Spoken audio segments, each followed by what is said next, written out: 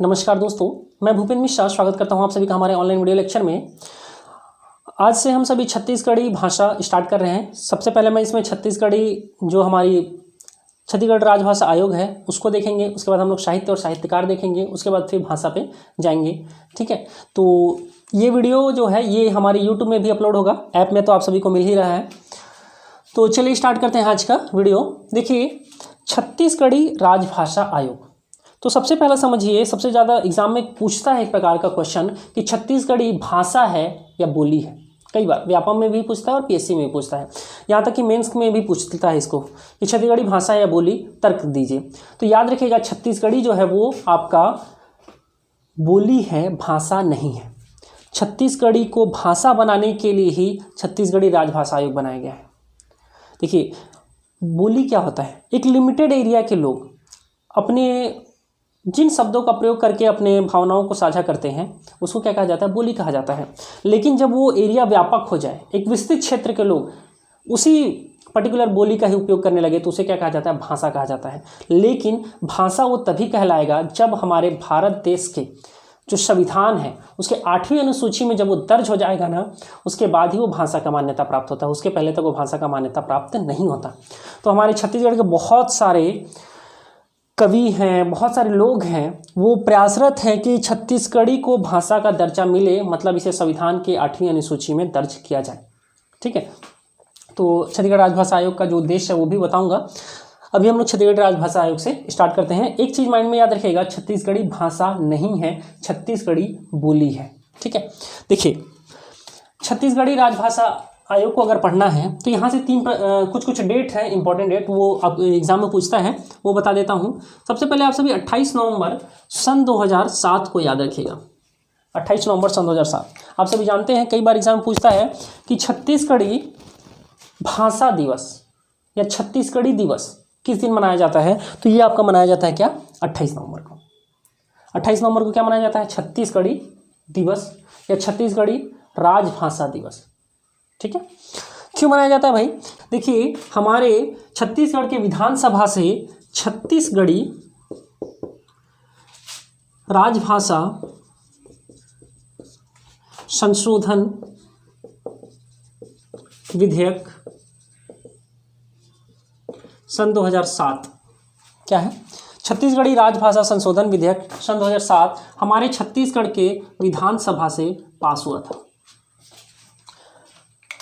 छत्तीसगढ़ के विधानसभा से छत्तीसगढ़ी राजभाषा संशोधन विधेयक सन 2007 किस दिन पारित हुआ था? ये आपसे एग्जाम में पूछेगा, तो एग्जाम में उत्तर क्या डालेंगे हम लोगों? 28 नवंबर। इसी कारण से 28 नवंबर को छत्तीसगढ़ी भाषा दिवस के रूप में मनाया जाता है, या छत्तीसगढ़ी राजभाषा दिवस के रूप में मनाया जाता है, या छत्तीसगढ़ी दिवस के रूप में मनाया जाता है। कुछ भी प्रकार का क्वेश्चन बना सकता है, इस पॉइंट को याद रखिएगा। उसके बाद अगला जो इंपॉर्टेंट डेट है वो है 11 जुलाई सन 2008। याद रखना भाई, ये वाला 2007 है, ये 2008 है। ठीक है, 11 जुलाई सन 2008। अब क्या होता है? 11 जुलाई सन 2008 को छत्तीसगढ़ी राजभाषा संशोधन विधेयक, अब ये विधेयक जब यहां से पास हो गया तब इसको विधेयक नहीं बोलेंगे हम लोग, अधिनियम बोलेंगे। ठीक है, छत्तीसगढ़ी राजभाषा संशोधन अधिनियम सन 2007 हमारे छत्तीसगढ़ के राजपत्र में प्रकाशित होता है।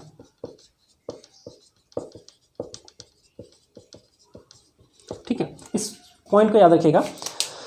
11 जुलाई सन 2008 को छत्तीसगढ़ी राजभाषा संशोधन अधिनियम सन 2007 छत्तीसगढ़ के राजपत्र में प्रकाशित हुआ। तो आपसे ये डेट पूछ सकता है, छत्तीसगढ़ी राजभाषा संशोधन अधिनियम 2007 किस दिन छत्तीसगढ़ के राजपत्र में प्रकाशित हुआ था? तो 11 जुलाई सन 2008 को हुआ था।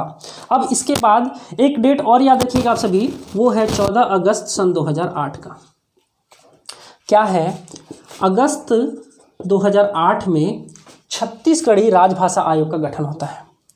छत्तीसगढ़ी या छत्तीसगढ़ बोल दीजिए, छत्तीसगढ़ी बोलिए, छत्तीसगढ़ राजभाषा आयोग का गठन हुआ। ठीक है, छत्तीसगढ़ राजभाषा आयोग का गठन कब हुआ है? अगस्त 2008 में हुआ है। और इसका जो पहला बैठक है वो कब होता है? 14 अगस्त सन 2008 को। तो इसलिए ये डेट भी हमारे लिए बहुत इंपॉर्टेंट हो जाएगा। 14 अगस्त सन 2008 को छत्तीसगढ़ राजभाषा आयोग का पहला बैठक हुआ था। ठीक है, और अब ये 14 अगस्त 2008 को पहला बैठक हुआ, इसलिए ये जो 14 अगस्त है छत्तीसगढ़ में हर साल स्थापना दिवस के रूप में मनाया जाता है। ठीक है, छत्तीसगढ़ी भाषा स्थापना दिवस किस दिन मनाया जाता है? तो वो मनाया जाता है 14 अगस्त सन 2008 को। ठीक है, 14 अगस्त सन 2008 को छत्तीसगढ़ में छत्तीसगढ़ी भाषा स्थापना दिवस मनाया जाता है। कब? 14 अगस्त सन 2008 को। उसके साथ ही एक डेट और याद रखिएगा, ये है आपका 2 सितंबर सन 2010। क्या है? 2 सितंबर सन 2010। इस डेट को भी याद रखिएगा। इस दिन क्या हुआ था आप सभी को याद रखिएगा, जो हमारा छत्तीसगढ़ी या छत्तीसगढ़ राजभाषा आयोग जो विधेयक है,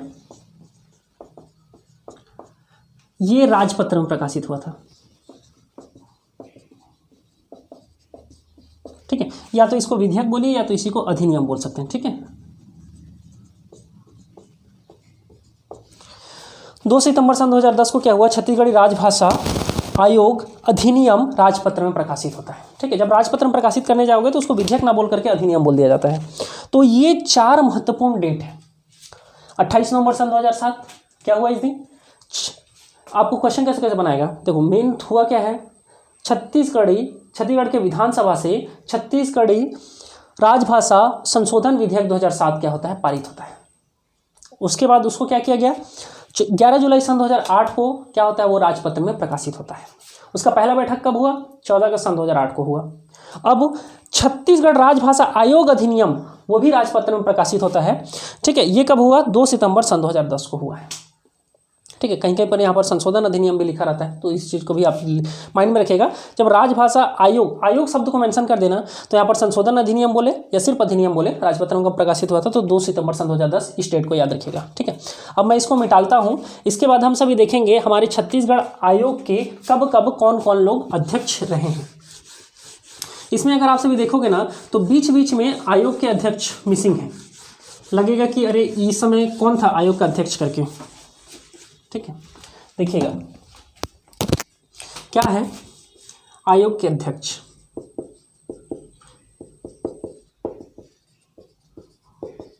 कौन सा आयोग भाई? छत्तीसगढ़ राजभाषा आयोग का ही बात कर रहा हूँ ना। ठीक है, जो इसके पहले अध्यक्ष रहे हैं, पहले अध्यक्ष जो थे वो थे पंडित श्यामलाल चतुर्वेदी जी। ठीक है, पंडित श्यामलाल चतुर्वेदी जी छत्तीसगढ़ के पहले जो राजभाषा आयोग के अध्यक्ष रहे हैं। और इनका जो कार्यकाल था, अब देखो कब बना है वो, छत्तीसगढ़ राजभाषा का पहला बैठक कब हुआ? 2008 में हुआ ना। तो ये कब से होंगे? 2008 से 2011 तक।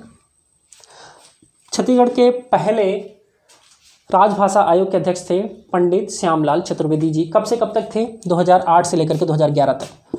जो दूसरे हुए वो हुए दानेश्वर शर्मा जी। दानेश्वर शर्मा जी ये आपके 2011 से 2013 तक थे। ठीक है, ये कब से कब थे? 2011 से 2013 तक थे। और तीसरे जो हैं वो है आपके विनय कुमार पाठक जी।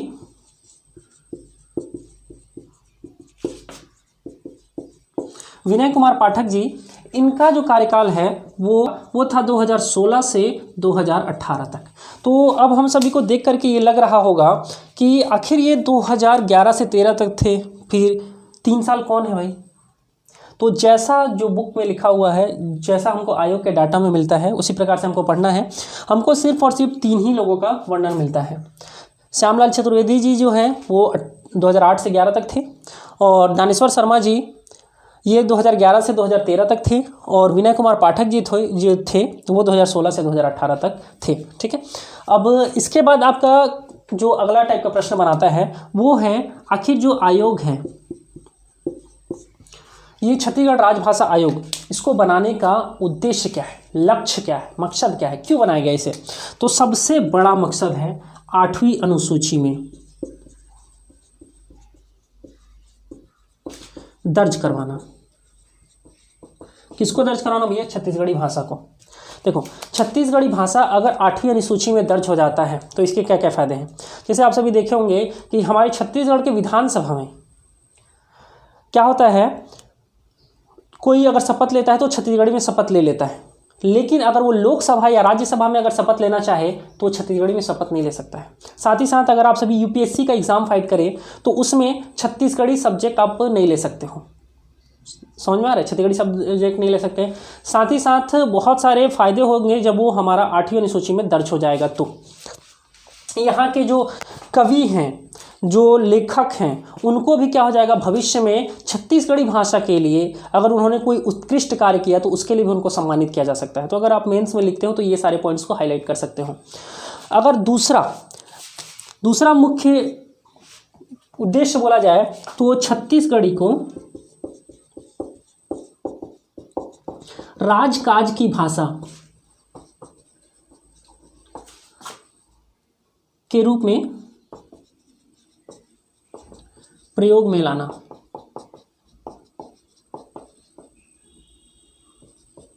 अब देखो, राजकाज का भाषा का मतलब क्या होता है। अब जैसे छत्तीसगढ़ में कहीं लेटर एक जगह से दूसरी जगह अगर भेजना है आपको तो क्या होता है, हिंदी में लिखा जाता है या तो इंग्लिश में लिखा जाता है। छत्तीसगढ़ी का कोई वैल्यू नहीं है। अब जब छत्तीसगढ़ी राजभाषा आयोग बनाया गया तो अब क्या किया जाता है, छत्तीसगढ़ में कम से कम कुछ काम के लिए छत्तीसगढ़ी में लेटर को एक जगह से दूसरी जगह तक भेजा जाता है, ठीक है। लेकिन राजकाज का भाषा मतलब यही समझिए कि जो पूरा का पूरा काम है, जैसे कि अगर मान ले बात करें हम सभी पुराना ज़माना का बात, तो वहाँ पर जो दरबारी लैंग्वेज में लिखा जाता था या दरबारी भाषा में लिखा जाता था। एक मिनट, तो मैं आप सभी को छत्तीसगढ़ी राजभाषा आयोग का उद्देश्य बता रहा था। अभी क्या है, पानी वाला आ गया था। चलो, होता क्या है, मेरे साथ हमेशा होता है ये, जब मैं वीडियो बनाता हूँ ना तभी कोई ना कोई आएगा, ठीक है। और जब वीडियो नहीं बनाते रहता हूँ उस समय अकेले ऐसे ही रह जाओ। चलिए, खैर वो बीच में आ गए थे तो कंटिन्यू करते हैं। जो छत्तीसगढ़ी राजभाषा आयोग है उसका जो दूसरा उद्देश्य है वो क्या है, छत्तीसगढ़ को राजकाज की भाषा के रूप में प्रयोग में लाना। मतलब क्या है, हमारे छत्तीसगढ़ में कोई भी ऑफिशियल वर्क हो या नॉन ऑफिशियल वर्क भी हो तो उसमें हम लोग क्या करेंगे, छत्तीसगढ़ी में लेटर लिख सकते हैं, आदेश निकाल सकते हैं, कुछ भी चीज़ों को कर सकते हैं छत्तीसगढ़ी भाषा में लेटर। जैसे कि प्राचीन काल में क्या होता था, जो दरबारी लोग हुआ करते थे तो राजा बोलता था कि हमारे दरबार में ये भाषा चलेगी, तो राजा जो जैसा निर्णय ले उसके हिसाब से वैसा भाषा चलता था। तो सेम उसी प्रकार से हमारे छत्तीसगढ़ी भाषा को राजकाज की भाषा के रूप में प्रयोग में लाने के लिए क्या किया गया है, ये आयोग का मुख्य उद्देश्य है। और तीसरा जो मुख्य उद्देश्य है वो है त्रिभाषाई भाषा के रूप में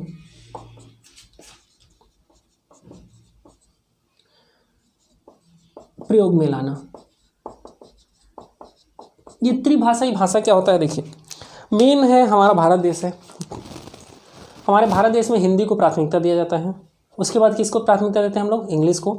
अब ये राज्य है तो यहाँ पर अपना लोकल, जैसे कि अगर गुजरात है तो वहाँ का गुजराती, महाराष्ट्र है तो वहाँ पर मराठी, और मान लो उड़ीसा है तो वहाँ का उड़िया। तो जो बच्चे हैं प्राइमरी लेवल तक का, जो 350 का आर्टिकल 350 का या ए बोल दीजिए, वो कहता है कि प्राइमरी लेवल तक का जो शिक्षा है वो उनको उन्हीं के भाषा में दिया जाए, ठीक है। तो हमारे यहाँ जब त्रिभाषाई भाषा के रूप में अगर छत्तीसगढ़ी को दर्जा मिल जाता है तो जो हमारे यहाँ के माध्यमिक और प्राथमिक जो बच्चे होंगे स्कूल के, उनको क्या किया जा सकता है, छत्तीसगढ़ी भाषा में पढ़ाया जा सकता है, ठीक है। तो ये था छत्तीसगढ़ी राजभाषा आयोग के जो उद्देश्य हैं वो। अब हम सभी देख लेते हैं छत्तीसगढ़ी, इनके जो कार्यक्रम क्या क्या चलाए जा रहे हैं, साथ ही साथ इनका प्रांतीय सम्मेलन कब कब हुआ और राज्य संगोष्ठी कब हुआ, ये सारी चीज़ों को, क्योंकि यहाँ से भी क्वेश्चन बनाता है, ठीक है। तो छत्तीसगढ़ी राजभाषा आयोग के द्वारा चलाए जा रहे हैं कुछ कार्यक्रम या योजना देख लेते हैं, ठीक है। कार्यक्रम बोले या इसी को क्या बोल सकते हैं हम सभी, योजना। तो सबसे पहला जो है वो है माई कोठी योजना। छत्तीसगढ़ी में कोठी मतलब क्या होता है, जहाँ पर हम लोग अनाज को रखते हैं। अनाज एक बहुत ही कीमती चीज़ है हम सभी छत्तीसगढ़ वालों के लिए, किसी के लिए भी। कोठी में क्या करते हैं हम लोग, अनाज रखते हैं, कई कोई कुछ लोग अलग से एक कोठी बनाते हैं जिसमें पैसा भी रखते हैं। तो माई कोठी योजना के तहत क्या किया जाता है, कोई भी अगर वो छत्तीसगढ़ का राइटर है, छत्तीसगढ़ी भाषा में किसी चीज़ को लिखा है या छत्तीसगढ़ का राइटर ही है, तो क्या किया जाएगा, उससे 2 पुस्तक, अगर उसने छत्तीसगढ़ी भाषा में लिखा है तो उसका क्या किया जाता है, 2 पुस्तक छत्तीसगढ़ सरकार उसका क्रय करती है। ठीक है, तो माई कोठी योजना के तहत क्या है, छत्तीसगढ़ी में अगर किसी ने कोई चीज़ को, चाहे गद्य है, पद्य है या कोई कविता है, किसी भी चीज़ को अगर लिखा है, अच्छा कंटेंट होना चाहिए ना, यानी कि कुछ भी चीज़ लिख दी है, ठीक है, अच्छा कंटेंट लिखा है, छत्तीसगढ़ी भाषा में लिखा है, तो छत्तीसगढ़ सरकार क्या करती है, उसकी 2 प्रति खरीदती है। 2 बुक क्या करेगी, छत्तीसगढ़ सरकार अपने पास खरीद लेगी। और ये है आपका क्या, माई कोठी योजना। दूसरा जो है आपका बिजहा योजना है। बिजहा योजना, ये बिजहा योजना क्या होता है, जो विलुप्त हो रहे छत्तीसगढ़ी शब्दों का प्रयोग में लाना और उसका संकलन करना, वो क्या है आपका बिजहा योजना है। जैसे कि समझिए हमारे छत्तीसगढ़ में बहुत सारे शब्द हैं, जैसे कि मैं जांजगीर चांपा साइड का एरिया का हूँ, बस्तर साइड जाते रहता हूँ, तो अगर मैं बोल दिया ना हमारे घर में मखना साग रांधेरिस, मखना क्या होता है, कद्दू बोलते हैं इधर, ठीक है। रमकेलिया बोल दूंगा तो रमकेलिया को तो कई लोग जानते भी नहीं होंगे क्या होता है। अगर यूट्यूब में देख रहे होगे तो नीचे कमेंट करके बताना कि छत्तीसगढ़ी में रमकेलिया का मतलब क्या होता है। हिंदी में मतलब रमकेलिया छत्तीसगढ़ी में हो गया, हिंदी में उसको क्या बोलते हैं, ठीक है। तो माई कोठी योजना है, 2 प्रति पुस्तक खरीदती है सरकार। और जो आपका बिजहा योजना है, इसके तहत क्या किया जाता है, जो विलुप्त हो रहे छत्तीसगढ़ी शब्दों का उनका संकलन किया जाता है, ठीक है, और उसे मतलब यूज़ में लाने का प्रयास किया जाएगा, जिसके लिए छत्तीसगढ़ी व्याकरण ये सारी चीज़ को बनाया जाता है, ठीक है। ये हम लोग जब साहित्य और साहित्यकार वाला पोर्शन देखेंगे उसमें देखेंगे। बिजहा योजना समझिए, लुप्त हो रहे छत्तीसगढ़ी शब्दों का संकलन करना है इसका सीधा इस योजना का मकसद। अब देखते हैं जो प्रांतीय सम्मेलन हुआ है,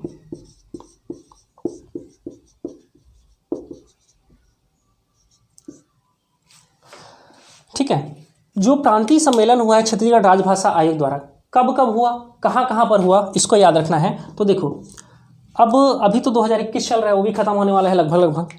तो अब तक का रिकॉर्ड में देखा जाए तो 2013 से प्रांतीय सम्मेलन स्टार्ट हुआ है, और 13 के बाद फिर 14 में हुआ, 14 के बाद फिर 15 में हुआ, 15 के बाद 2016 में हुआ, फिर 2017 में हुआ, फिर 2018 में हुआ।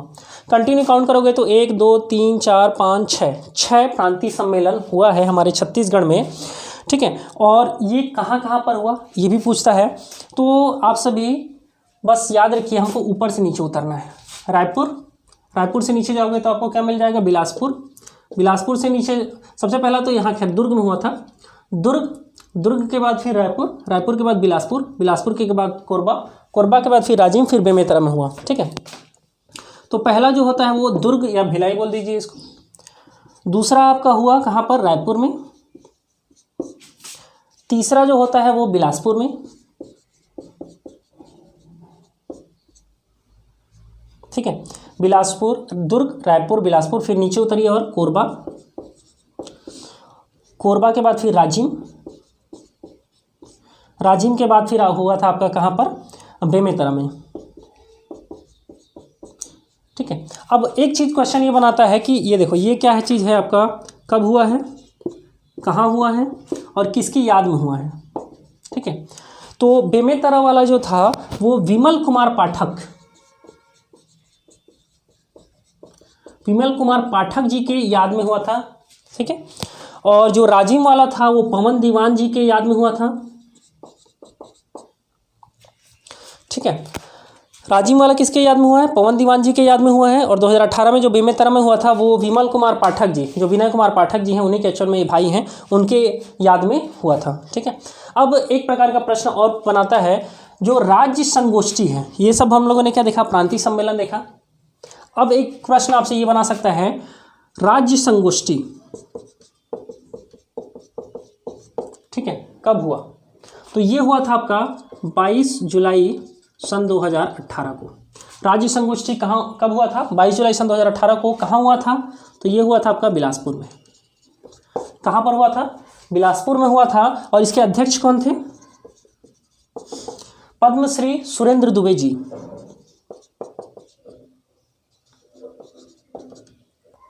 इसके अध्यक्ष कौन थे? पद्मश्री सुरेंद्र दुबे जी। और अगर मुख्य अतिथि की बात करें तो वो थे आपके विनय कुमार पाठक जी। विनय कुमार पाठक जी क्या थे इसके मुख्य? विनय कुमार पाठक जी थे इसके मुख्य अतिथि। और अगर इसका संयोजक की बात करें तो ये वो थे विनोद वर्मा जी। ठीक है, विनोद कुमार वर्मा जी क्या थे? इसके संयोजक थे। तो ये आपका राज्य संगोष्ठी कब हुआ था? डेट पूछ सकता है, कहाँ हुआ था ये पूछ सकता है, अध्यक्ष पूछ सकता है। बाकी ये मुख्य अतिथि, संयोजक, इनका नाम बहुत कम चांसेस है कि पूछे। तो इतना सारा जो फैक्ट्स था ये हमको छत्तीसगढ़ी राजभाषा आयोग से संबंधित जानना था। ठीक है, अगर आप सभी मेंस में यहाँ से क्वेश्चन बहुत सारा बनाता है, प्री में सिर्फ और सिर्फ बस वो जो डेट बताया ना शुरुआत का 4, और ये जो 2 योजना है, माईकोठी योजना और बीजहा योजना, किसके लिए है, ये सारी चीज़ों को पूछ सकता है।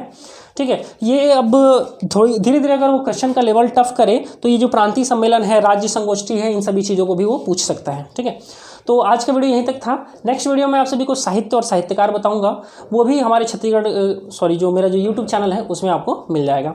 तो वीडियो को अंत तक देखने के लिए बहुत बहुत धन्यवाद। और एक चीज़, हमारा जो कोर्स है अगर आप लोगों ने अब तक उसको नहीं खरीदा हो तो उसको खरीद लीजिएगा। ठीक है, थैंक यू।